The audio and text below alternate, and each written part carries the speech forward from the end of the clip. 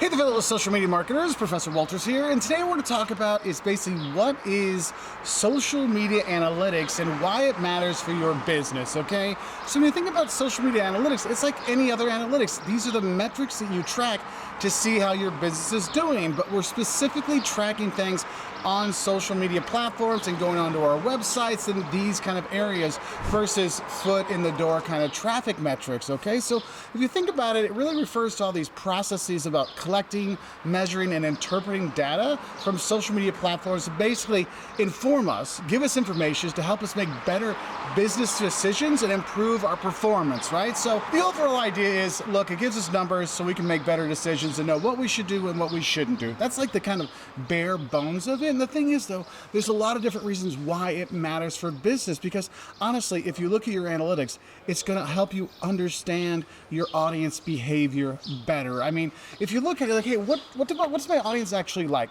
Do they like social media marketing videos, or do they like dance videos with students? Like, the numbers will tell you what they prefer.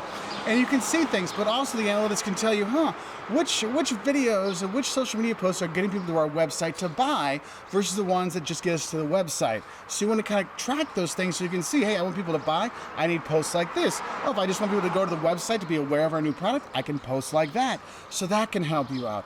Also can help you measure campaign performance, right? Like, how did that campaign do?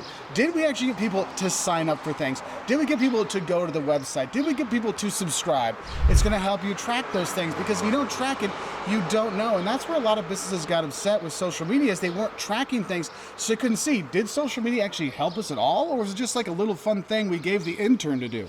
Now, when you track it, you can see that, hey, this person came to the website and bought from here because we post on Instagram about our, winter sweaters, our Christmas sweaters kind of thing. So something to think about there. Now, another thing that can help is really kind of track our brand sentiment. What are people thinking about our brand? Like, are people saying good things about it, bad things about it? Analytics can really track those things. And if you look at it, YouTube will actually give you an analytics saying, how many likes versus dislikes you have. So you can see and say, oh, our audience really liked those videos because those were getting like 95, 98, 99% like thumbs up ratio. Oh, that one's like 50% half like dislike. Okay, obviously that's something we need to look into, and maybe don't do that again because our audience doesn't like it. But it can give you like these social signals to help you know how people are feeling about your brand. And with that can really help you justify the kind of content you actually put out, so you can optimize your content strategies to make sure we're getting the biggest bang for our buck when we are doing things. Because you might see the analytics say, oh, if we put out like 3 videos a day, we can get a lot of subscribers. But after 3 months, people get burned out and they stop subscribing. So maybe it's better if we only put out 1 post a day and then have more content for a longer range of time. Because you really want to see is what's really paying off. And that's why analytics, you don't just look at the short term, you look at the long-term effects of it. That's why you track it for a long time. And honestly, when you start tracking these things, it gives you a better justification for doing it. It gives you that return on investment, like that number you can see. It's like, look, we put this much money into our social media posts and it brought in this much sales, or it brought in this many subscribers, or these many followers, or this many people coming to our museum here in Brasov in Romania to visit, right?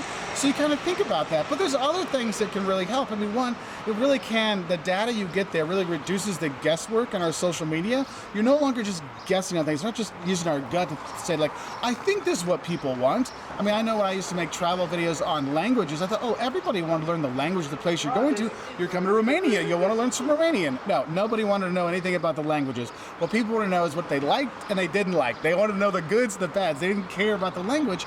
And I thought people would want that. But then that was my gut. And your gut is wrong, people. Believe me, your gut is wrong sometimes. See, analytics really gives you a way to really get rid of the guesswork and know what really does work on there, okay? Now, another thing that can help with the analytics, it really can help us kind of, how do I say this, measure the success of our campaign. Like, did it work? So we can see, did people get to know about our new product? When we launched our new Dorner water bottle with the new European cap that stays on so it doesn't get lost, did that improve sales? Did people actually know we had that? Those are things we can track on there, which is really nice. And of course, it can inform us on what kind of content creation and we should make and the ad spend we should make on it, because we can look at the analytics and it'll tell us where did people come from.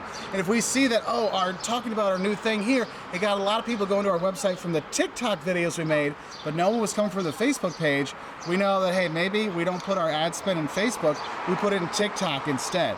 Now, another thing, we know we talk about those social signals, but yeah, having it there and having these things kind of also can help us find detecting like reputation risks. Like when we start seeing a lot of dislikes or we see people commenting in a negative way, it can help us find this right away. That's why some companies, if they do a post that doesn't work, they delete it right away. They might put an apology out, or they'll just delete it right away because say, hey, this is not good for our business. And that's a kind of a normal thing. If you put up a post that you don't look good in, oh, I don't want to post where I look bad, I'm going to delete that one. It's the same thing here, but the analytics will give you an idea, because sometimes for a business, when you're making your content, you have kind of blinders on and you don't think about it, and whereas here, it really will tell you. The analytics like, yo, people don't like that, yo, you need to take that kind of thing down, all right? Another thing you can do, and this is one thing I think is really good with analytics, is it really can help you align your social goals with your overall key performance indicators for your business. So we can think about, if our key performance indicator for our business is that, look, we want sales, right? Well, then we can have our analytics look and see is how many conversions we get from our Instagram ads to a sale, right? Because that's something we can kind of track. Or maybe it's like, hey, how many leads did we get from our YouTube video talking about our new product? How many people came to the website? How many people bought from the links that are there? That can kind of help us out. And so if you have that there, you can justify the spend on social media. You can justify doing all the social media posting and stuff, because then you can show that return on investment, but you can show how it links to those business key performance indicators, and things can work better, okay? Because honestly, there's so many ways that can help you out. It can give you help you have more informed business, decision making. Like literally, think about it. You're putting the money where it pays off versus guessing, right? That's a really big helpful thing. I mean, another thing you can think about is how it really can give you more personalized customer experiences, because we track the analytics. We see that people just don't go to ESPN.com to look at general sports. They usually go to watch their favorite teams. So you can use that analytics and see, okay, when people are coming from Chicago, Illinois, on their IP addresses from there, they usually like the Chicago Bulls, the Chicago Bears, the Chicago Cubs, the White Sox, maybe, and they'll put that on the main page. So when it sees that IP address for Chicago come up, it self-populates with Chicago sports news, right? And that can help out. And the analysts will tell you that. And you'll see that people usually like their local sports teams, right? So that can help you out. Other thing it can do is just help you be more effective in marketing. I mean, you do a better job knowing what people like. It's kind of like the old adage, if I know your favorite color, I'm going to have probably better luck selling you a shirt your favorite color than to make some random purple and yellow polka dot shirt. Probably not going to be your favorite color. If it is, please put down the comment below, because there's not too many people that like purple with yellow polka dot shirts. But if I know that everyone's favorite color is blue, I can make blue shirts. That's going to help out. Use this social media analytics the same way to be better at doing your marketing. You see what people like, we make content they like. That's going to help out. Now, another really good thing about social media analytics is the fact that it really can help us with innovating and coming up with new ideas. And because you'll see, your fans will share ideas with you. Hey, I love your door in the water. It's really great, but I always lose the cap. Could you do something about that? Hey, we now have this new water bottle that you no longer lose the cap because it stays on. Yay! But that's an idea that you could get from your clients. I know for me, I always ask, hey, what are some other marketing topics you would like me to cover? So put it in the comments below, and then I can make videos for that. Because I know there's topics I don't even think about covering, because I've been a marketing professor for 25 years. It's like, oh, hey, yeah, I could do that one. Thank you for the reminder. So if there's marketing topics you want me to make, put it down below. But that's the thing, is your analytics will see that, hey, a lot of people are mentioning they need help with this. And so that can give you ideas for your business too, which is really good. And it's not just ideas for new social media posts, it's ideas for your business overall. Another thing, if we look at our customers, social media analysts really track kind of our customers' kind of journey over there, how their behavior is kind of changing. I know, if I think about my travel channel, when I first started making videos, I was making top 10 lists, right? And then people thought that was fine. And then I started doing these love and hates, and that really took off. People want the good and the bad. But over time, it kind of went over, people's tastes changed, and they wanted to learn more about the culture of the country they're going to. So we started making more culture videos, because you started to see how your audience is changing. You can use those analytics to see, they no longer want those language videos. They no longer want the top 10s. What they're looking for is more culture stuff. So I made more culture videos, and your business can see that, because you'll notice how things change. Think about the posts you post. When you were a little kid, you posted little funny things on there, and your friends liked it. Over time, your friends, the junior high humor wasn't funny for them anymore. So then it got into more oh, here's me at the beach, and here's me, with my buddies working out, right, kind of stuff. And those became popular. And then when you get my age, it's you sharing food pictures, ooh, I want to eat the food when I'm here in Romania. Yes, the sausages here are great, but don't get the tripe soup. It's cow stomach. Just don't. But you want to see a picture of that. You're oh, I'd love to see a picture of that though, Mark. So that can help you out. But overall, these social media analytics that can really help you work more efficiently, because you start to see is what things are paying off on social media, and you can focus on that, and that's going to help you do better in business.